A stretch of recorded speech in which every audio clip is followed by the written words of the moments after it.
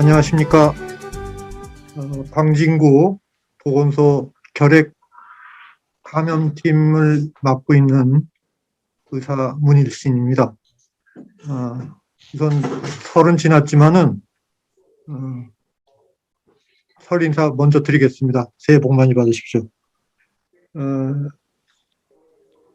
우리가 2022년 들어서 우리 모두의 공통된 염원 중에 하나가 코로나의 빠른 그런 종식일 것입니다. 그럼 코로나의 그 완전한 종식은 도대체 언제쯤 올까요? 이 바이러스가 알파, 베타, 감마, 델타 뭐 이렇게 오미크론까지 변이하면서 다시 코로나 확진자 수가 최고치를 경신하는 이런 상황에서 이렇게 되니까 과연 이게 끝나긴 끝나는 것일까? 정말 우리가 마스크를 벗고 일상생활로 돌아가는 것이 가능할 것인가 하는 다시 회의에 빠지게 됩니다. 그래서 오늘 마침 시간을 주셔서 제가 2년 됐습니다. 2년 동안 보건의료 현장에서 겪은 코로나19의 경험을 토대로 코로나 얘기를 하면서 이런 문제를 어떻게 풀어나가야 돼야 좋은 것인지 생각해보는 그런 시간을 갖도록 하겠습니다. 여러분도 뭐 다 잘 아시다시피 코로나는 2019년 중국 우한에서 발생한 그 폐렴으로 시작된 것이고 WHO에서 COPD-19로 이렇게 명칭을 정했습니다. 여기서 CO는 코로나의 그 머리 글자를 딴 것이고 바이러스 VI는 바이러스의 머리 글자고 D는 질병의 머리 글자이고 19는 2019년도에 처음 보고된 것이라 해서 코비드19 이렇게 명칭이 정해진 것입니다. 우리나라에서도 코로나19로 명명하기로 했습니다. 그래서 우선 국외 발생 현황을 먼저 보면 2019년 12월 31일에 중국에서 원인 미상의 폐렴 환자가 보고된 이후 제가 마지막 체크한 2022년 1월 19일 환자 발생이 전 세계적으로 3억 3,500만 명의 발생자가 달하고 사망자가 557만 명으로 약 1.6 정도의 치명률을 보이고 있습니다. 현재 세계 인구가 79억이니까 약 4.2%가 코로나에 감염된 것으로 그렇게 알면 되겠습니다. 저희 국내에서도 20년 1월 20일 날 첫 코로나 환자가 발생이 됐고 그 사회적 거리 두기 뭐 여러 가지 그런 것을 방역을 하면서 1월 28일 현재 총 79만 명 발생으로 사망 6,600명으로 치명률은 0.84%로 나오고 있고 저희 나라 인구가 현재 5,178만이라고 볼 때 약 1.5% 정도의 환자 발생이 됐다고 보겠습니다. 그래서 제가 이 코로나 환자, 확진자, 사망자, 치명률을 한번 통계를 봤는데요. 이 통계에서 보여주다시피 이 통계에서 중요한 것은 50세 미만의 환자의 치명률은 0%에서 0.29%에 불과하지만 이게 60대를 넘어가면서부터는 60대에서는 치명률이 1%, 70대에서는 4.3%, 80대에서는 14.1%로 이렇게 가파르게 올라가고 있다는 것입니다. 그래서 이제 이러한 얘기를 하기 전에 저희가 좀 더 병을 잘 이해하고 대처하기 위해서는 기본적인 이 바이러스에 대한 이야기, 또 숙주 면역에 대한 이야기, 이런 것을 최소한도 알아야 되기 때문에 거기에 대한 말씀을 본론에 들어가기 전에 먼저 말씀드리겠습니다. 감염이 형성되기 위해서는 3대 요소가 숙주에 침범할 미생물이 있고, 또 미생물에 침범을 당할 숙주가 있고, 미생물과 숙주가 만나서 노출되는 그런 환경이 있게 됩니다. 그래서 먼저 이 바이러스에 대해서 말씀을 드려보겠는데요. 이 바이러스는 이게 과연 생물이냐, 미생물이냐 하는 의문부터 드는 존재입니다. 왜냐하면 바이러스는 이렇게 그림에 보시다시피 세포로서의 어떤 구성 요건을 갖고 있지 않은 것입니다. 생명이라고 하려면 세포를 기본으로 가져야 되는데 바이러스는 이렇게 단백질 껍질 속에 핵산으로 RNA나 DNA를 갖고 있는 이런 단순한 구조입니다. 그래서 이 바이러스는 숙주를 만나지 않은 한은 아무 활동도 하지 않는 무생물과 똑같은 존재로 자연계에 존재하게 되는 것입니다.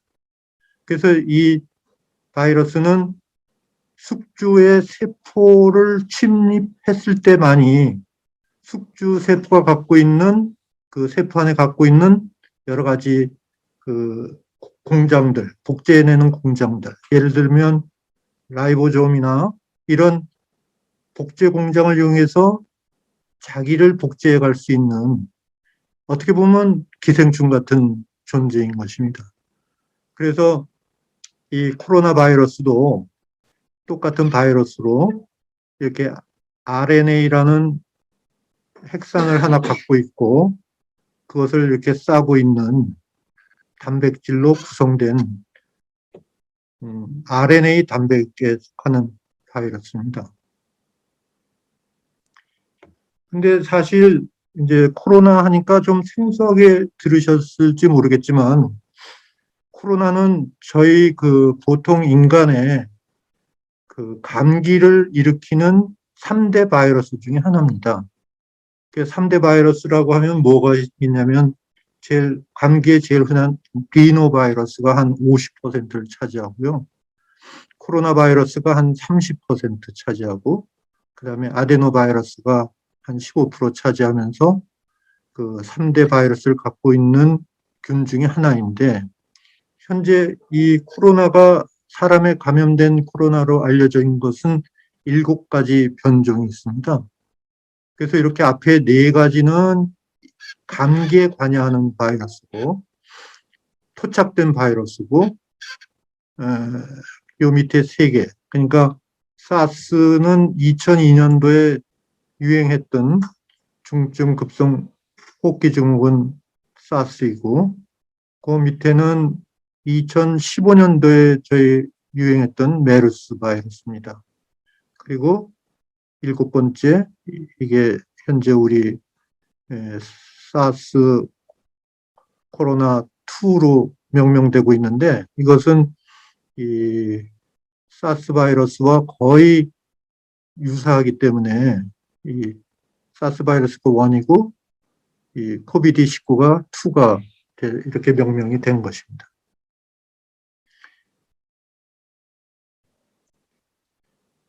이 코로나 바이러스는 이제 그 바이러스의 염기 서열이나 이런 것을 자세히 관찰해 보니까 박쥐 코로나 바이러스 유전자와 96.2%나 동일해서 이것이 박쥐와 갖는 인수 공통질환의 바이러스구나 이렇게 알게 된 건데요. 이 박쥐라는 이 중간 매개체는 설치류에 속하는 겁니다. 원래 박쥐는 설치류고 설치류는 몸이 작고 몸이 작을수록 수명이 짧습니다.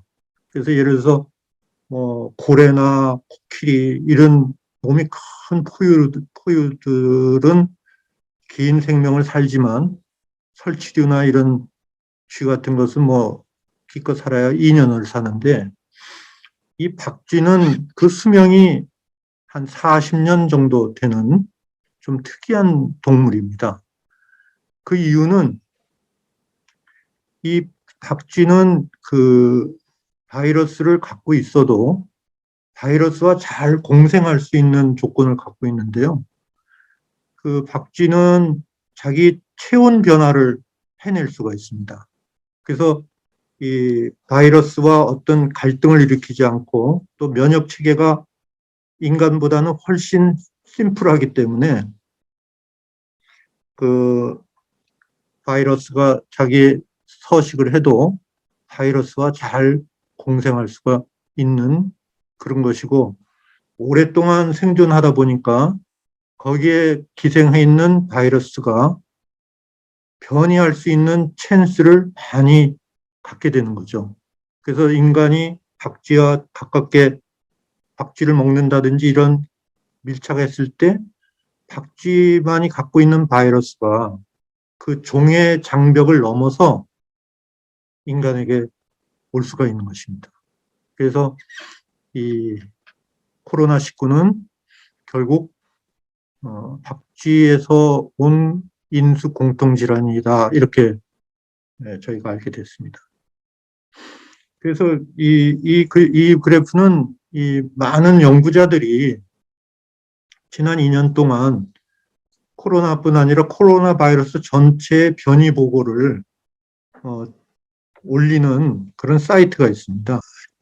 gized.org라는 그런 그 사이트에 그 변이를 보고를 올리고 있는데 전 세계적으로는 750만 건의 변이가 보고되고 있고요.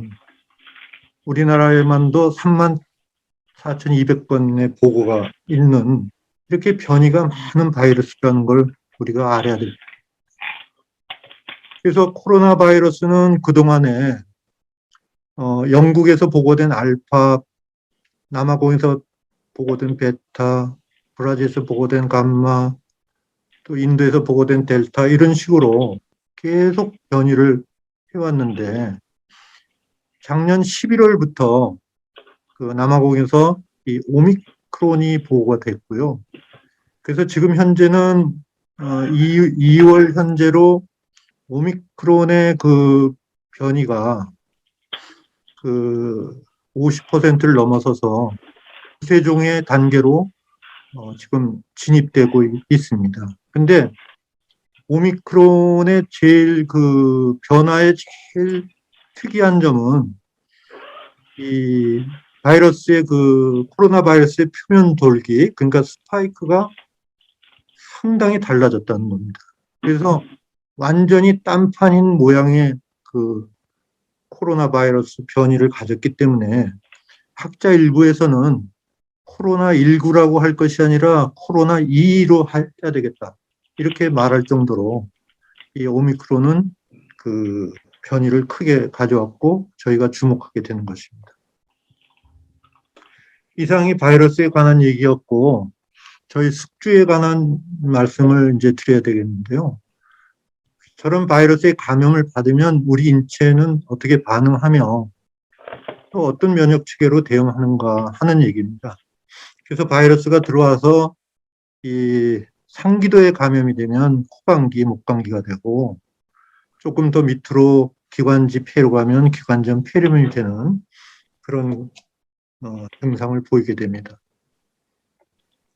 여기 똑같은 얘기인데 이 코로나 바이러스는 호흡기뿐 아니라 가끔은 위장관에도 침범이 돼서 부역구토 설사 같은 것을 보이기도 하고 또 이 전신 증상으로 기력감퇴 있는 것도 물론이지만 후각 미각을 상실하는 이 특이한 증상을 보이고 있는 것입니다.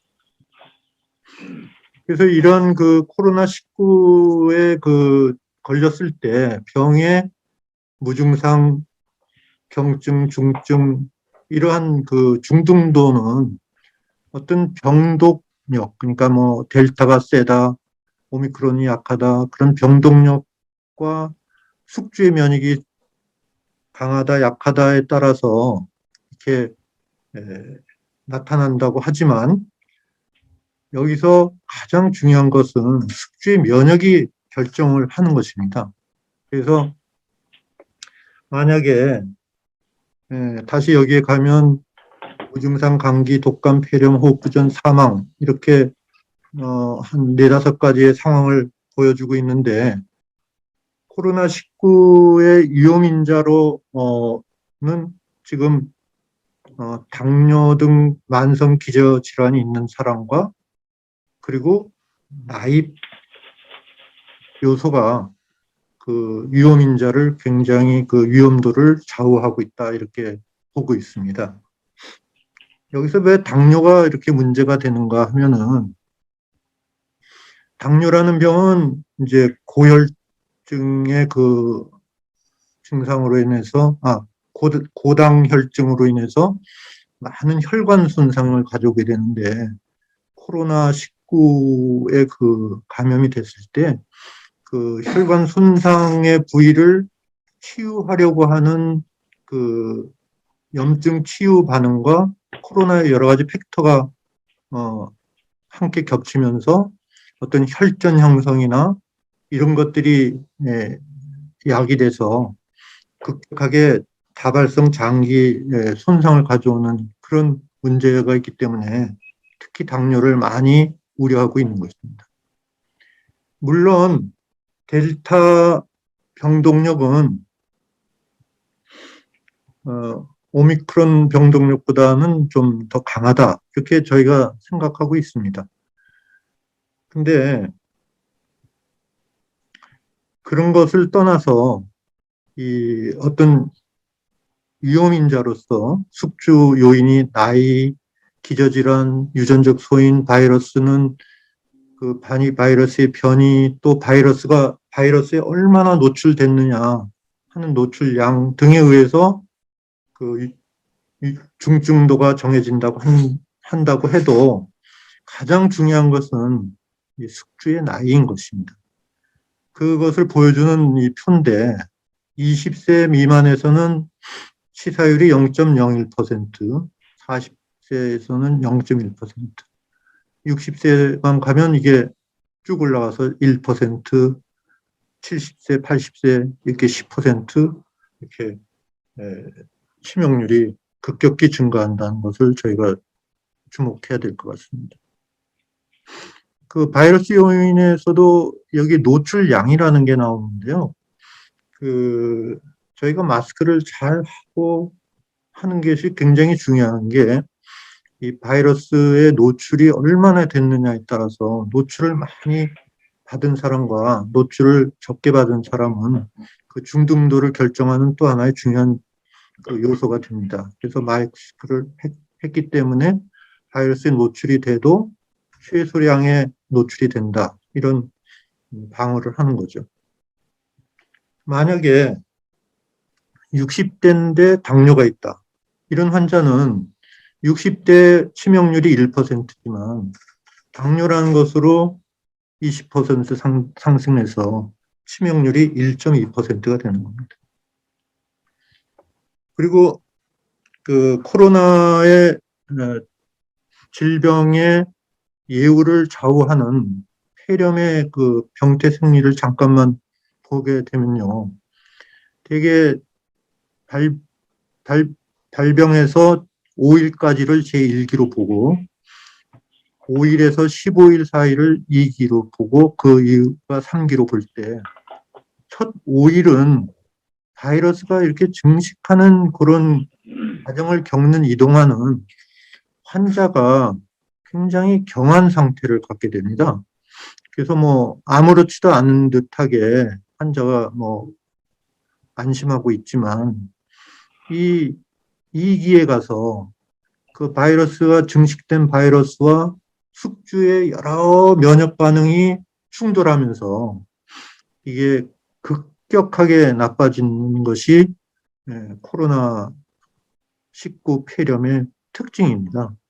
그래서 이 표가 중요하고, 그 바이러스가 증식한 이 시기에 항코로나 바이러스 치료제를 써야 그것이 효과가 있는 것이지, 증식을 억제하는.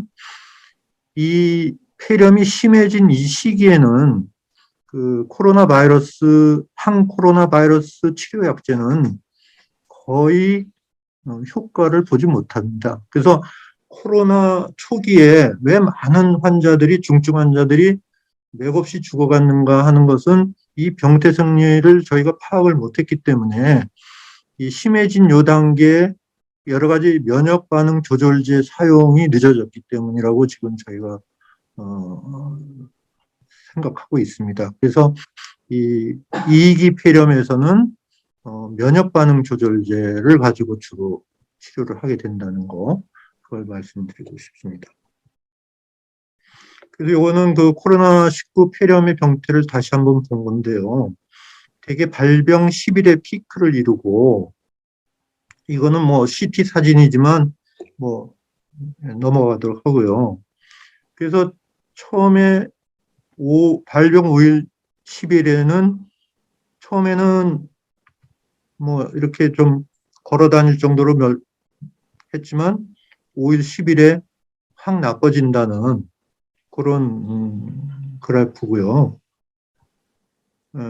그러면 왜 저런 현상이 생길까를 이해하려면 또 우리 숙주인 인간의 면역 체계를 잘 아니라도 간단히라도 좀 이해하고 있어야 될 것 같습니다. 그래서 저희 인간에는 다양한 세포가 관여해서 이런 바이러스의 침범에 대항하게 되는데, 즉각 반응하는 선천성 면역이 있고요. 그 다음에 어떤 그 기억에 의해서 반응하는 후천성 면역으로 크게 나눠집니다.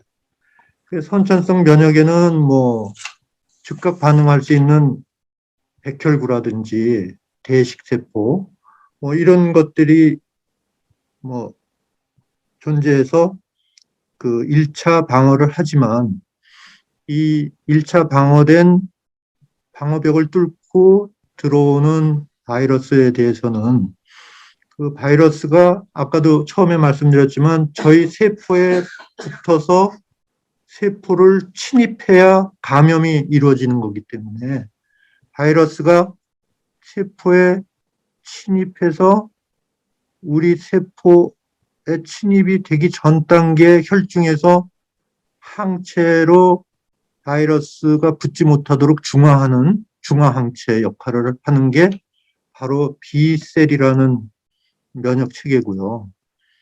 그 B셀 방어를 뚫고 우리 몸에 세포가 들어와서 자리 잡고 자기 RNA를 복제해내는 단계에 들어간 이미 감염된 세포를 가려서 제거하는 세포 매개 면역 반응 담당을 T세포가 이렇게 하게 되는 것입니다. 그리고 이걸 조금 더 말씀드리면, 이렇게 여기 노란 코로나 바이러스가 들어왔을 때 B세포 면역인 바이러스 인자들이 붙어서 이것이 숙주세포에 이렇게 달라붙지 못하도록 중화시켜서 이것을 방해하는 것까지가 B세포의 담당이고, 이미 그것을 뚫고 바이러스가 이렇게 숙주세포로 들어와 버리면 B세포 면역은 이미 그 작용을, 어떤 액션을 취할 수가 없게 되는 것입니다. 그래서 이렇게 감염된 세포에 대해서는 세포 독성 세포라든지 CD8 같은 T셀 세포 면역 체계가 그 감염된 세포를 가려서 공격함으로써 이 감염된 세포를 파괴시키는 것, 그렇게 해서 이 바이러스를 제거하는 T세포 면역을 저희가 갖고 있는 것입니다. 그래서 우리가 흔히 뭐 항체값이 낮다, 그러니까 예방주사를 맞았는데 뭐 항체가 이제 많이 떨어졌다, 뭐 그런 얘기는 바로 우리 몸에 면역이 없다, 그런 얘기하고는 꼭 일치하는 것은 아닙니다. 왜냐하면 면역은 항체만 갖고 있는 게 아니라 아까도 말씀드린 T세포 면역도 남아있기 때문입니다. 그래서 여기에 그 바이러스가 침입이 되고 급성기에 이제 항체 우리 B세포, T세포의 면역이 이렇게 만들어지는데 항체 반응은 이렇게 급격하게 떨어지지만 뭐 두세 달 후에 이렇게 떨어지지만 항체 면역이 떨어진 이후에도 세포 면역 반응이 계속 남아 있다는 거. 바이러스 양이 많을 때는 더 많은 항체 반응이 있다가 떨어지지만 두 달 후에 떨어지만 두 달 이후에도 세포 반응은 계속 그 성숙해서 이런 것을 나타내주는 그림입니다. 그래서 이제 우리가 백신을 맞았지 않습니까? 그럼 뭐 백신을 맞아야 되느냐 말아야 되느냐 거기에 대해서 정말 너무나 많은 이야기가 있었지만은 가장 원칙적인 일관된 생각은 백신은 맞아야 된다 하는 것입니다.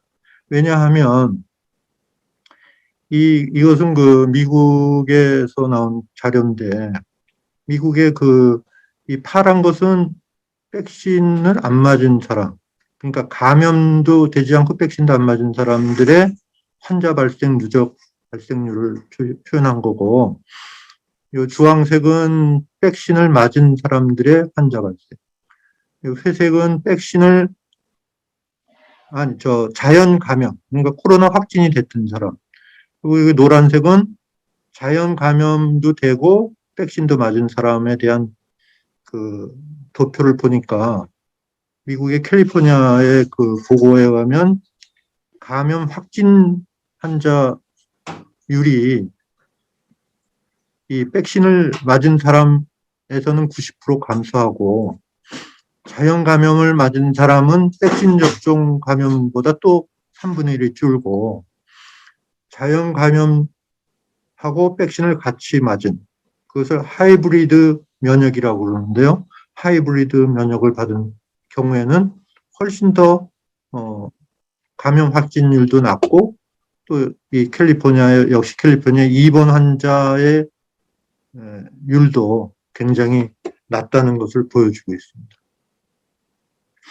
그래서 지금 결론적으로 자연 감염이 됐는데 백신도 맞은 사람이 가장 감염과 입원과 위험이 가장 낮다 하는 것을 이 표가 보여주는 것입니다. 그래서 그냥 다시 복습하듯이 보면 인간 면역은 선천 면역, 후천 면역이 있다는 거고 선천 면역은 태어날 때부터 갖고 나온 그런 걸로 즉각 반응을 하는 건데 백혈구 대식세포, 뭐 자연살해세포 이런 것들이 있는데 여기 하나 그 사이토카인이라는 말이 나오는데요. 이 사이토카인은 예를 들어서 백혈구나 대식세포가 그 어떤 침입자를 인식하고 공격하면서 한편으로는 그 다른 염증 반응 세포들에게 그 소식을 전달하는 빨리 준비하고 너희도 나와라 같이 참석하자 하는 그런 것을 하는 역할을 하는 게 이 사이토카인입니다. 그래서 하여튼 이 선천면역, 후천면역에서 이 사이토카인의 등장을 제가 말씀드리려고 이 표를 보여드린 거고요. 그 면역 체계는 다 아시다시피 골수에서부터 시작한 이런 분화에 거쳐서 이쪽에 좌측에서는 우리 천연색 면역이고 우측이 BT의 후천 면역이 되는 것입니다. 그런 내용을 다시 한번 보여준 그림이고요. 근데 코로나는 왜 노인에게 치명적인가 하는 것을 저희가 한번 생각해 보도록 하겠습니다.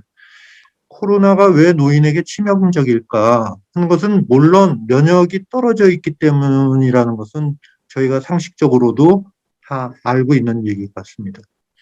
B세포는 나이가 먹어도 계속 기억하고 유지가 되지만 T세포는 사춘기 이후부터 점차 감퇴해서 60이 넘어가면 상당한 그 T세포 면역의 영향이 떨어지고 B세포만 간신히 유지하고 있다가 70이 넘어가면서부터는 그 B세포 면역마저도 이제 기억을 상실하게 됨으로써 80이 됐을 때는 거의 면역이 무방비 상태다 이렇게 보시면 될 것 같습니다. 그래서 그 T세포가 만약에 유지를 해주고 있을 때는 우리가 이제 방어를 잘 하는데 T세포 면역을 잃고 B세포만 갖고 있을 때는 그 경증 코로나 환자의 혈청 검사를 했을 때 이런 그 염증 반응 세포들이만 보였는데 과잉 그 중한 코로나 환자를 저희가 검사해 보니까 이런 기본적인 염증 반응 외에도 인터페론이라든지 이런 강력한 그 과잉 염증 반응이 일어난다는 거. 그래서 이 과잉 염증 반응이 환자를 중증으로 빠뜨린다는 것을 저희가 알게 됐고요. 이 노인 면역의 한 특징이 그 기본 면역 세포가 떨어지는 것도 있지만 노인이 되면 염증 반응이 강하게 나타나는 그런 노인 면역 노화의 특징 중에 하나가 염증 반응이 강하게 나타나는 것입니다. 그래서 노인에게 코로나가 치명적인 것은 면역력이 떨어져 있는 것뿐 아니라 염증 반응이 정상보다 강하게, 그것을 저희가 사이토카인 폭풍이라고 하는데 이런 폭풍이 나타나서 노인이 치명적일 수 있다. 그래서 1918년도에 대유행을 했던 그 스페인 독감의 경우에서는 그 20대, 30대 환자들이 거의 50% 사망했던 그런 경우에도 그 저희가 의학적인 숙제로 남아 있었는데 그 20대, 30대 스페인 독감 환자들이 왜 이렇게 많이 죽었을까? 그때는 왜 젊은 사람들이 죽었을까? 이렇게 생각했는데 그 이유가 아마 그 면역 그 사이토카인 폭풍에 의한 사망이었을 것이다. 이렇게 이제 지금 판단하고 있습니다. 그래서 이 사진은 노인의 T세포 면역이 어떻게 빨리 쇠퇴해진가를 잘 보여주는 엑스레이라 제가 추가했는데요. 요 왼쪽에 보이는 이 아기 사진은 이제 1세 미만의 영아인데요. 이 경우에 이 흉부 엑스레이를 보면 이렇게 돛담배 돛처럼 이렇게 보이는 게 있는데 이게 사이무스입니다. 이 사이무스 흉선이 크게 이렇게 보이던 것이 20살만 돼도 완전히 사라지는 우리 성인의 그 흉부 엑스레이를 보여준다. 그 오미크론 변이가 무엇인가? 그 아까 말씀드렸지만 오미크론의 제일 큰 변이는 그 스파이크 단백의 변이가 크게 와서 기존 알파 델타 뭐 이런 거보다 그 스파이크 단백의 변이가 커서 바이러스가 숙주 세포에 침입하는 형태가 다릅니다. 그래서 기왕의 그 코로나 바이러스들은 바이러스가 세포에 접근해서 그 엔지오텐신 그 컨버팅 엔자임이라는 그 세포 숙주 세포에 붙어서 그 이 바이러스의 그 막이 녹으면서 그 이렇게 인간 몸 세포 속으로 침투가 되면서 여기에서 막 그 증식이 이루어지는데 오미크론은 이렇게 숙주의 세포와 붙는 요 능력은 좀 많이 상실이 됐습니다. 상실이 돼서 어떤 형태로 세포에 침입하냐면 섭취당하는, 그러니까 숙주 세포에 이렇게 섭취당하는 형태로 들어온다는 것이 이 오미크론의 가장 지금 큰 변화인 것입니다. 그리고 또 하나의 변화는 뭐냐면 과거 이제 우리 코로나19의 알파 델타까지는 이렇게 감염된 세포들이 이제 이렇게 융합하는, 그러니까 세포 융합, 신시티움이 일어나서 그래서 폐 침범을 당하면 폐 세포들끼리 쫙 융합해버려서 일시에 폐가 망가져 버리는 그런 세포 융합의 기전을 갖고 있었는데 이 오미크론은 이 세포 융합을 못한다는 것이 여기 검사에서 세포 융합이기 때문에 이렇게 형광이 나타나야 되는데 오미크론은 거의 나타나지 않는. 우한 코로나는 이 정도가 나타나고 델타 때는 이렇게 나타났는데 오미크론은 거의 보이지 않는 이런 세포 융합을 못 시킨다는 것입니다. 감염된 세포끼리의 융합을 못 시킨다는 것입니다. 그래서 우리에게 어떤 변화가 오게 됐냐면요. 폐 해부를 보면 이렇게 기관에서 기관지로 해서 폐에 들어오는데 이 일련의 그 점막 세포가 쭉 있습니다. 이렇게 세포가 쭉 있는데 이 세포가 상기도까지는 오미크론이 들어와서 작동을 하는데 하부로 내려올수록 이 오미크론의 그 세포 융합 기능을 이루지 못함으로써 이 오미크론은 이 폐렴을 일으키는 빈도가 훨씬 약화됐다는 것입니다. 그리고 잠복기가 델타는 4일, 평균 잠복기 5일인데 오미크론은 3일로 굉장히 짧아졌습니다. 그래서 오미크론 환자 임상 특징으로 발열도 이렇게 한 3일 정도, 이것은 NMC 국립의료원의 발표입니다. 75명 발표인데 발열 지속 시간도 짧고 이런 상기도 증상이 많고 산소 투여나 항바이러스 투여의 환자는 없었다고 합니다.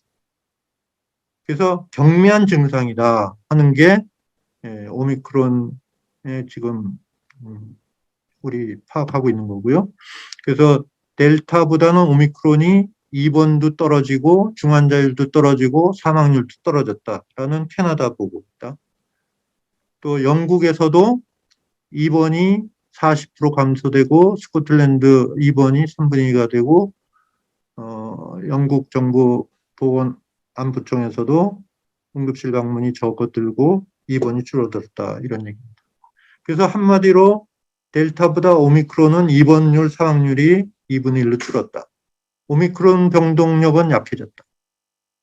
그런데 문제는 그러면 우리가 지금까지 맞은 백신들이 그 스파이크 단백을 근간으로 한 백신들이 아스트라, 파이자, 모더나, 얀센들이었는데 이런 그 백신의 효과가 어떻게 되느냐 할 때 백신의 효과는 한 20, 30% 정도 떨어지고 있다. 제일 이렇게 떨어지고 있는데 그럼에도 불구하고 아까 말씀드린 세포 면역의 그 유지는 델타, 오미크론 비교했을 때 이렇게 70% 정도 세포 면역이 유지가 되더라 하는 얘기입니다. 그래서 요약해 보면 오미크론은 스파이크 단백 변이가 심하게 돼서 아까 세포 침입의 기전 변화가 융합이 아니고 탐식으로 먹혀 들어가는 것이고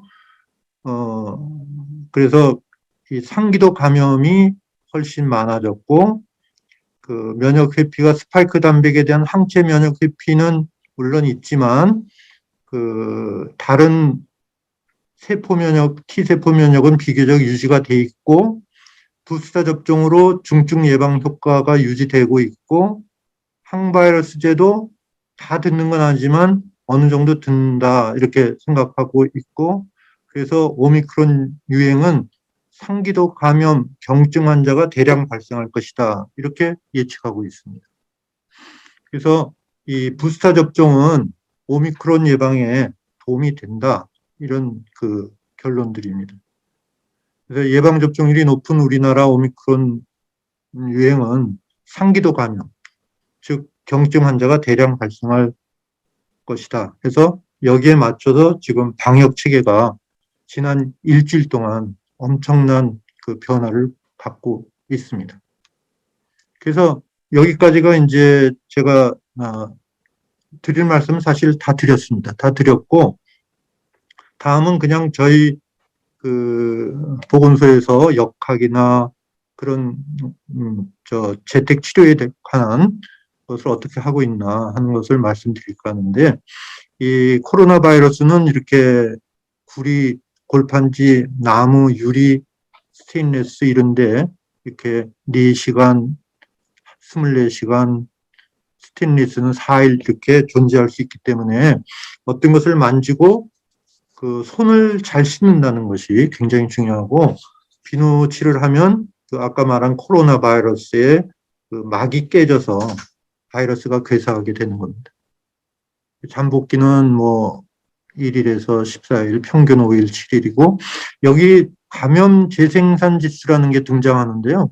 이 감염 재생산 지수는 첫 감염자가 평균적으로 감염시킬 수 있는 그 환자 수를 말하는데, 이게 만약에 생산 지수가 1이다 그러면 한 사람이 한 사람을 감염시키는 것이고, 2다 그러면 2명을 감염시키는 것인데, 생산 지수가 1 이내로 들어와야지 그 환자의 증가가 이제 끝났다 이렇게 얘기할 수 있는 것입니다. 현재까지 코로나 감염 생산 지수는 2.2에서 3.3으로 추정되고 있는데, 만약에 거리 두기를 한다든지 하면 그 생산 지수가 좀 더 떨어질 거라고 봅니다.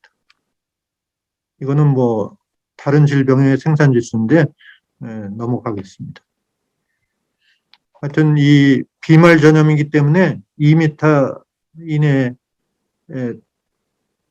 떨어지면 입자가 커서 이렇게 코로나 비말은 떨어진다는 얘기고, 이런 탁자나 이런데 그 2, 3일 생존하고 있기 때문에 이런 걸 만지고는 손을 잘 씻어야 된다. 여기 공기 전파라는 것도 물론 비말 전염이지만, 우리가 밀폐된 공간에서 에어컨을 켜고 있다든지 선풍기를 켜고 있다 하면은 그 비말이 날아갈 수 있기 때문에, 공기 전파가 될 수 있기 때문에 환기가 굉장히 중요하다, 그런 말씀을 드립니다. 그래서 비말 공기 감염인데, 비말은 크기가 5마이크로 이상일 때는 비말이고 5마이크로보다 작을 때는 공기 감염인데, 공기 감염의 제일 대표적인 게 결핵입니다. 그리고 홍역. 그래서 결핵은 제가 결핵을 맡고 있지만 사실 코로나보다 훨씬 무섭습니다. 저는 결핵 맞게 되면서 결핵에 대한 상당한 이제 두려움을 갖게 됐습니다. 그래서 홍역 같은 것도 옛날에 우리 대학병원에서 홍역 환자가 있던 방은 방역을 하고 공기 감염으로 남아있기 때문에 한 2시간은 그 방을 비워두어야 되는, 다음 환자를 바로 받지 못하고 2시간 비웠다 받고 이렇게 했던 기억이 있습니다. 하여튼 역학적 특성은 그 증상이 나타나는 시기에 바이러스 양이 많아서 감염이 초기에 전파가 되고, 그 잠복기에도 전파가 가능하다는. 임상적 증상은 뭐 무증상 경증, 중등도 중증 있고, 대부분 환자 80%는 특별한 치료 없이 회복됩니다. 그러니까 이게 별거 아니다 이렇게 생각하시면 절대 안 되는 게, 고령자나 기저질환이 있는 이런 경우에는 아주 정말 중한 병으로 진행되기 때문에 저희가 잘 관리해야 될 병이라고 생각합니다. 이거는 그 사이토카인이 일어나는 걸 말하는데, 바이러스가 이렇게 들어오고 염증 세포들이 몰려들어오면서 다른 염증 세포에게 도와달라고 막 신호를 보내는 이 사이토카인들이 과다했을 때 이 정상적인 우리 세포가 과잉하게 그 손상을 받으면서 급속하게 중환으로 떨어져서 사망하게 된다는 그런 얘기입니다. 하여튼 중증도 분류는 무증상 경증, 중증도 중증, 심각 단계로 이렇게 분류하고 있고, 임상적으로 뭐 혈전이 나타난다든지 뭐 급성호흡곤란이 온다든지 뭐 여러 가지 중증으로 갈 수 있고 그냥 제가 어떤 이거는 이 코로나 초기 단계, 아주 정말 지금 생각하면 호랑이 담배 피던 시절의 얘기인데 넘어가도록 하겠습니다. 그래서 새로운 코로나 검사 체계로 오미크론 우세 지역에서는 선별진료소의 PCR 검사는 검사가 필요한 고위험군에만 해주기로 하고, 그러니까 고위험군은 역학에 연관된 자거나 확진자와 접촉한 사람이거나 의사가 이 사람은 코로나 검사가 필요해. 그리고 60세 이상은 뭐 무조건 이렇게 대상으로 실시하고, 이외 일반 국민은 자가검사 키트 검사를 하고 여기에 양성이 나와야 PCR 검사로 넘어간다. 그렇게 바뀌었다는 걸 1월 26일부터 그렇게 바뀌었습니다. 검사 진단은 지금은 유전자 검사하고 신속 항원 검사 뭐 이렇게 있는데, 지금 저희는 유전자 검사로 하고 있는 것입니다. 그리고 그 자가치료 검사는 유전자 검사가 아니고 그 바이러스의 단백을 검출하는 검사로 좀 다릅니다.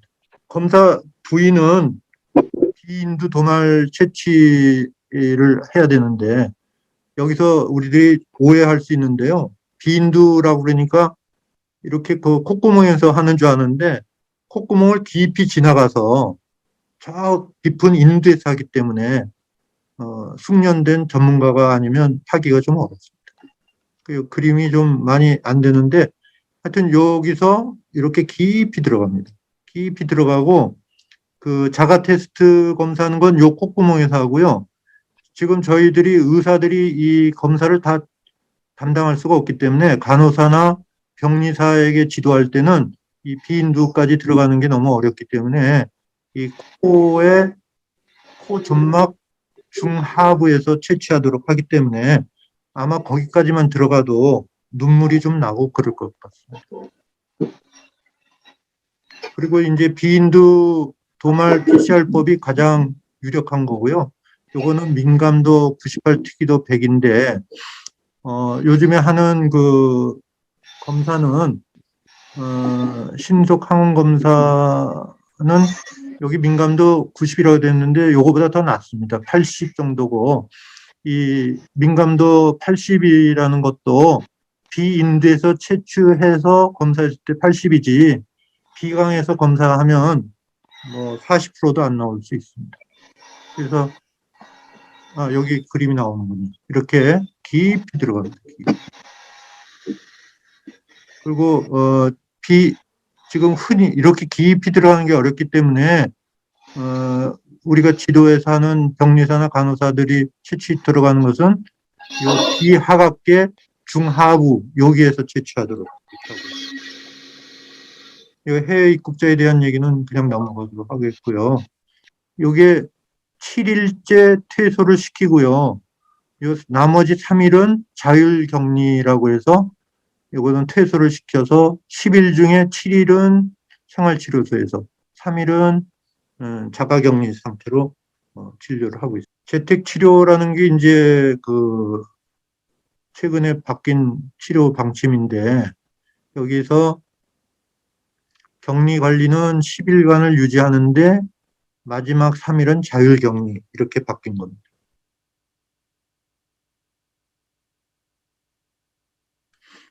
재택치료 격리 해제는 무증상 환자인 경우 확진일로부터 10일 경과로 돼 있는데 이게 다 7일로 바뀌었습니다. 여기 제가 요 슬라이드를 한 2주 전에 만들었기 때문에 10일로 나오는데요. 여기 7일로 바뀌었습니다. 그래서 요거는 또 제가 일부 고쳐놓은 것도 있고 그러네요. 재택치료에서 격리 해제는 증상 발생 후 최소 7일 경과해야 되고, 증상이라는 것은 최소 24시간 동안 해열 치료 없이 발열이 없고 임상 증상이 호전되는 추세를 보여야 되고, 그런 내용입니다. 그래서 제가 그냥 환자 사례로 그걸 설명해 드리겠습니다. 45세 남자가 이제 뭐 동거인 어머니를 모시고 아마 독신으로 살고 있는 것 같아요. 근데 이 사람이 1월 21일 날 검사를 했는데 그 다음날 20일 날 확진이 됐습니다. 그래서 물어보니까 이 사람이 자기가 증상은 1월 12일부터 있다고 합니다. 근데 어떤 증상이냐 물어보니까 열은 없고 기침하고 뭐 콧물 정도 나왔다. 그래서 자기는 감기인 줄 알고 그냥 지냈다. 지냈는데 그러면 너 왜 이 확진 검사를 하게 됐느냐 하니까 자기가 하려고 한 게 아니라 직장으로 그 보건소에서 나와서 어, 전체 검사를 하는 바람에 하게 됐다. 근데 자기는 당뇨가 있다. 그래서 이제 제가 그 사람의 그 확진값을 확인했습니다. 그랬더니 확진값은 RDRP 진이라는 값하고 E 진과 N 진 이렇게 세 가지를 보는데 이 중에 두 가지만 보는 그 검사실도 있고 그렇습니다만은 이 두 가지가 다 양성이 나와야 양성인 거고 둘 중에 하나가 양성이고 하나는 음성이라면 그거는 미확진이 되는 거고 재검을 받게 되는 건데 이 사람은 CT, RD, RP 값이 31, 이진이 32가 나왔다는 걸 제가 알았고 그 예방접종 히스토리는 파이자 2번 접종을 했고 현재 증상은 없이 열도 없고 콧물도 호전됐다 한다면 그리고 공복시 혈당이 140 정도고 그렇다면 이 사람은 그 격리 해제 조건인 그 증상 발현일로부터 7일이 경과되고 마지막 24시간에 열이 없기 때문에 격리 해제를 결정해 줄 수 있는 환자입니다. 이 환자도 뭐 거의 똑같은데요. 증상 발현이 12일 날 있었고 콧물 기침 정도 있고 근데 이 환자는 무직 독거인으로 이 사람은 보면 CT 값이 그 검사 PCR의 양성치가 RDRP가 15 나오고 엔진이 15 나와서 아까 사람보다 굉장히 그 낮은 수치를 보이고 있는데 RDRP가 30인 것과 RDRP가 15인 게 무슨 차이냐면요. 이 검사할 때 유전자를 증폭해가는 횟수가 바이러스가 많을수록 증폭 횟수가 적을수록 양성이 나오는 겁니다. 그래서 이 사람은 RDRP가 15라는 건 15번 만에 양성이 검출됐다는 거기 때문에 아까 그 전 환자의 30보다는 훨씬 더 바이러스 양을 많이 갖고 있다는 것을 의미하는 것이고요.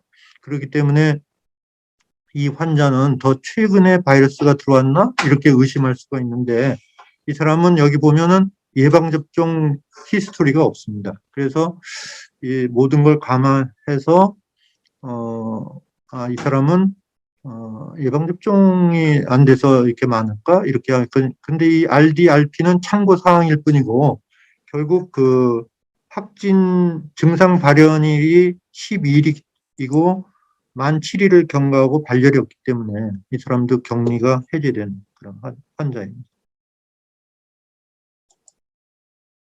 그리고 밀접자 접촉 기준도 과거에는 사방 2m 이내 밀폐된 공간 상시 근무자로 돼 있었는데 또 같이 식사를 하거나 수분 5분 이상 마주보며 대화하는 사람도 있는데 1월 26일자로 이 기준이 다 변경이 되고 이제는 무조건 단일하게 마스크를 쓰지 않고 2m 이내 거리에서 15분 이상 대화 수준으로 접촉한 사람이면 밀접 접촉자 기준을 받게 되겠습니다. 그래서 밀접 접촉자는 그 이제 격리하거나 수동 감시하는데 수동 감시를 하기 위해서는 예방접종이 완료된 사람. 예방접종 완료라는 거는 2차 접종까지 완료했는데 90일을 넘지 않았거나 3차 접종을 완료한 자가 예방접종 완료자로 인정되는 것이고 그다음에 코로나19 증상이 없고 확진자 발생한 고위험 시설 이용자가 아닐 때 저희가 수동 감시라는 걸 하고 그 수동 감시라는 거는 격리를 하지 않고 최초의 접촉이 확인됐을 때 검사하고 그다음에 마스크 잘 쓰고 자기 생활을 하다가 일주일 되는 경우 다시 한번 PCR을 하고 해제되는 그런 걸 말합니다.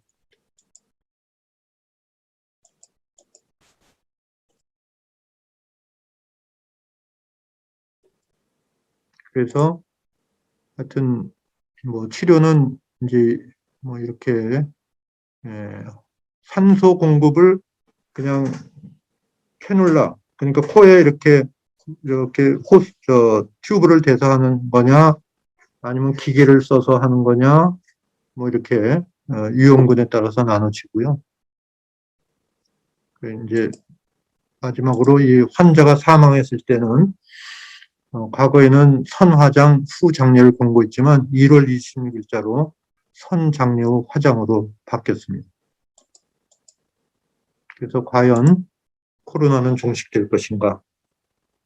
저희가 인구 70%가 백신 접종을 완료하면 집단 면역에 도달하고 집단 면역에 도달하면 감염 확산이 없어지면서 코로나는 종식될 것인가? 이렇게 알고 있었는데 제 답은 집단 면역이 돼도 코로나 종식은 어렵고 결국 많은 전문가 의견은 우리가 코로나 감염증에 토착하러 독감같이 백신을 맞으면서 코로나19와 함께 살아가게 될 것이고 국가사업 목표도 바이러스의 어떤 근절보다는 중환자 피해 최소화가 돼야 되고 백신 사업 또 중증화 위험도가 높은 고위험군에 집중해야 되겠다는 것이 저희가 생각하고 있는 결론입니다. 그래서 이제 백신은 정말 맞아야 되는가? 뭐 맞아야 되는 거 당연하고요. 백신의 유형에는 이렇게 7가지 유형이 있고 저희가 지금 말이 많은 게 mRNA 백신이었는데 이번에 2월 초부 중순에 새로운 백신이 나옵니다. 그 새로운 백신은 아 단위 단백질 백신으로 노바백스라는 주사입니다. 그래서 그걸 저희가 대기하고 있고요.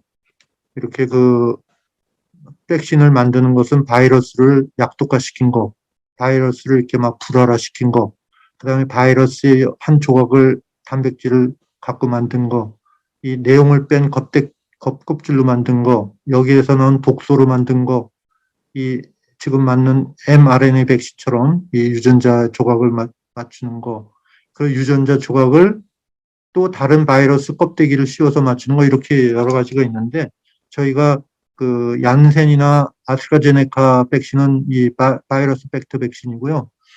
저희가 맞은 파이자나 이런 거는 mRNA 백신이고 이번에 새로 나오는 노바백스는 아단위 백신이라는 것인데 이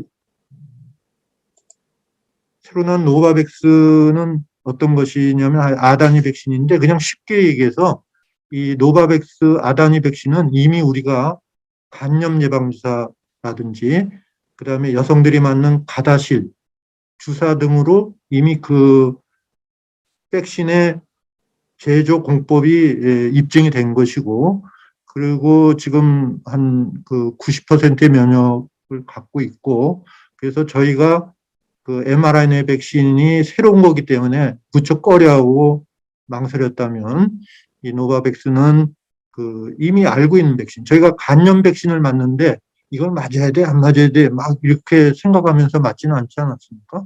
그래서 조금 저희가 기대가 되고 있는데 현재는 초회 접종자에게만 가능한 걸로 되어 있습니다. 그래서 뭐 기존 접종을 맞고 3차로 접종을 원한다든지 이렇게는 되지 않습니다. 추가 백신은 뭐 다 맞으셨겠지만 3차 접종은 mRNA 백신으로 맞는 것을 원칙으로 한다. 그래서 1, 2차에 파이자를 맞았던 파이자, 모더나 맞았던 모더나, 아스트라제네카를 맞았어도 모더나, 아스트라제네카 파이자는 파이자, 얀센은 모더나인데 뭐 본인이 쫙 맞고 싶다면 뭐 맞을 수 있지만 그렇게 권장되지는 않습니다.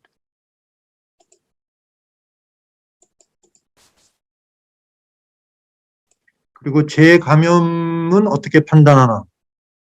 저희가 그 아까 그랬지 않습니까? 이제 코로나가 확진됐고 자가격리를 해제할 때 어떤 검사 기준으로 하지 않고 증상이 나타난 지 만 며칠이 됐느냐로 판단을 하는 걸 임상적 판단이라고 하는데 그 임상적 판단을 하게 된 동기는 뭐냐면 이 코로나가 확진이 한 번 되면 한 달 반까지는 그 검출이 될 수 있습니다. 근데 확진자를 계속 검사하면 한 달 뒤에도 또 확진이 나오고 45일에도 확진이 나오기 때문에 그렇게 해서는 환자를 관리할 수가 없어서 임상적 기준으로 이제 격리를 해제하게 되는데 왜냐하면 보통 걸리고 나서 확진되고 나서 열흘, 그전에는 2주면은 전염력은 거의 없다고 생각을 합니다.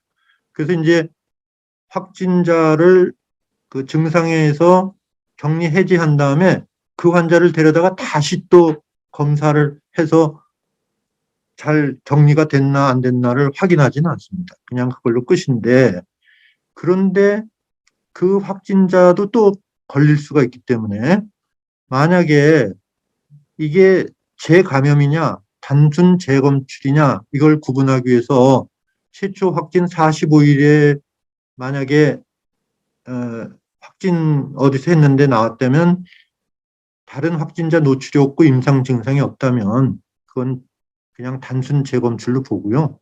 만약에 재감염 사례로 저희가 분류하는 것은 증상 유무 관계없이 최초 확진 90일 이후에 만약에 확진이 나온다면 그것은 재감염이 됐다고 보고 똑같은 조치를 하게 되고, 최초 확진 후에 45일에서 90일 사이에 만약에 확진이 나왔다면 그 사람이 어떤 코로나 증상이 있는지 접촉력 존재가 있는지를 따져서 그런 것이 있다면 재감염으로 분류할 수 있겠습니다.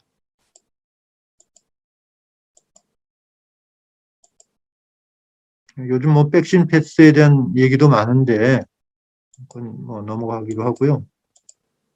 혹시 궁금하실 것 같아서 하는데, 접종 이상 반응에 대해서 지금 인과성 평가가 어떻게 되고 있냐면, 저희 접종 피해 조사반에 상정된 건수가 4,725건, 사망이 1,250건, 중증이 1,460건, 아나필락시스가 2,015건이었는데요.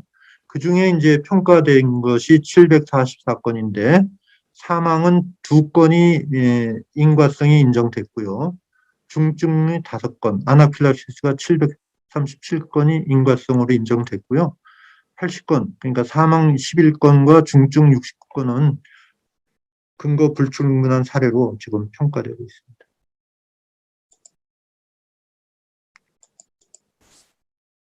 그리고 또 하나, 접종 후에 심근염이나 심낭염을 가끔 만날 수 있는데요. 거기에 대해서 이제 어떤 증상일 때 그런 걸 생각하냐면, 백신을 맞고 가슴에 통증이 있다든지, 압박감, 불편감, 호흡곤란, 그 다음에 평상시에도 뭐 맥박이 계속 100 이상을 뛴다든지, 뭐 이런 실신하는 그런 히스토리가 있다든지 그럴 때는 이 심낭염에 대한 진료를 꼭 받으셔야 됩니다.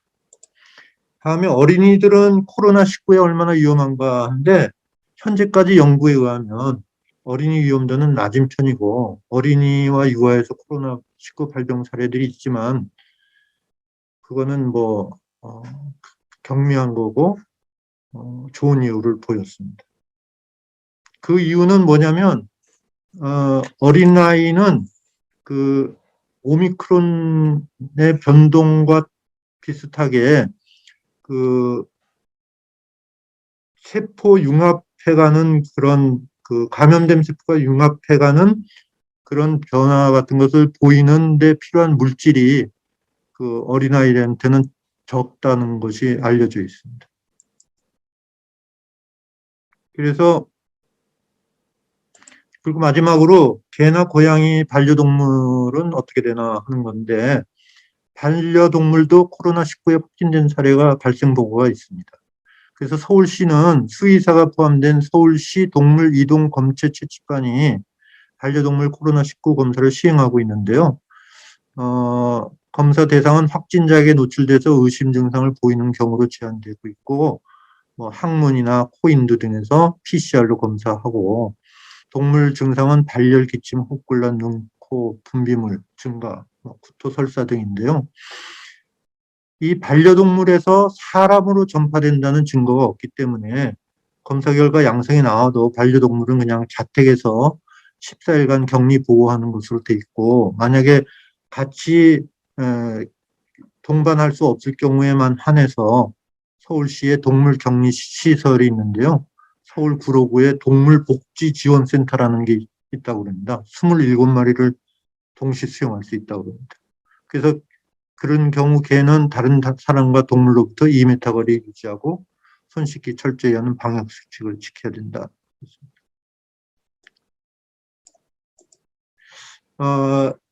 저희가 이제 노인 복지연구소의 포럼이고, 그래서 지금 제가 말씀드린 모든 문제가 노인이 코로나에서 심각하다, 이런 문제가 저희가 느껴야 될 문제인데, 제가 그냥 현장에서 느낀 코로나19의 노인 문제에 대해서 그냥 두서없이 말씀드리겠습니다. 확진자가 늘어나서 재택 치료가 이제 주 치료로 바뀌면서 1인 1가구 노인도 재택 치료의 지시를 받게 됐을 때 환자가 노령이라 모니터 웹 설치 등 모르고 또 이렇게 선진화된 치료, 산소 포화도를 측정한다든지 이런 것을 이해하지 못하기 때문에 굉장히 진료가 취약해진다는 것을 저희가 애로사항으로 갖고 있고요. 그다음에 또 노인네들은 자기가 어떤 위급한 증상이 생겨도 그것에 대한 판단이 미숙해서 응급 상황의 대처가 미흡하고, 또 독고로 인해서 식사를 제대로 챙기지 못해서 영양 결핍으로 감염에 취약하고, 또 주거 환경이 고시원 등 같은 데 열악해서 공동 화장실, 공동 식당을 이용해서 감염에 쉽게 노출된다는 점도 있고요. 또 보면은 전에는 저희 보건소에도 노인들 와서 일하는 것들이 많았는데 코로나로 인해서 하여튼 노인을 위한 일자리도 줄어들어서 생기가 어렵고, 더 중요한 것은 타인과 접촉이 어렵고 고립되면서 코로나 블루, 우울증이 온다는 것이고, 또 요양병원이나 요양원은 그래도 좀 괜찮은 것 같습니다. 제가 다녀보면 요양원들은 그래도 분위기가 좀 좋은데, 요양병원에서는 입원 노인들이 가족 면회가 어렵고 고립감으로 스트레스가 있는 데다가 스트레스를 받으면 노인네들이 또 선망이 생기고, 거기에 더해서 좀 질이 낮은 간병인을 만나서 정신적, 신체적인 그런 학대를 받게 되는 경우를 종종 저희가 느끼게 되기 때문에 이런 것이 코로나19에서 노인 문제로 현장에서 느낀 얘기입니다. 그래서 에필로그로 70억을 넘는 인간이 현재 지구상에서 가장 번성한 생물종인데 생태계 공정과 생물학적 다양성을 깨트리고 있습니다. 그래서 인류가 이런 생물 다양성에 대해서 정말 중요성을 깨닫지 않는다면은 이 생태계 파괴가 바로 인수공통 전염병 발생률과 상관관계가 있기 때문에 생태 보존을 잘하는 것이 필요하다는 것을 제가 끝으로 생각하고 싶고요. 그래서 인수공통 모든 전염병의 열쇠 저자 데이비드 콰만은 이렇게 얘기했습니다. 인간 생태계를 파괴하는 행위를 멈추지 않는 한 인수공통 감염 전염병은 전 세계적으로 확산되면서 인간의 삶을 완전히 파괴할 것이다. 그래 이 모든 것은 우리에게 달렸다. 이렇게 얘기했고요. 6년 전에 유행한 메르스를 겪고 나서 내과 감염학회 교수들이 남긴 메르스 백과 말미에 이런 경고를 했습니다. 이는 전초전에 불과하다. 이 말이 제 머릿속에 긴 여운으로 남습니다.